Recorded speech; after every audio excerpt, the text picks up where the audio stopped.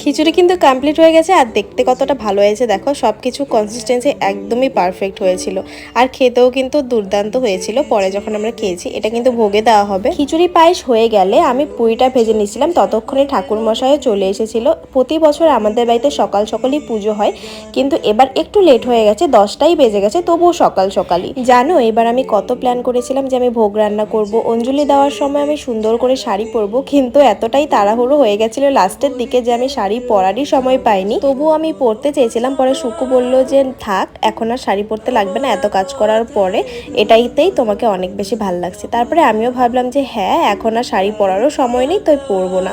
এখানে হচ্ছে পুজো হচ্ছিল, যজ্ঞ হবে এখন, যজ্ঞর পরে আমরা সবাই অঞ্জলি দেব।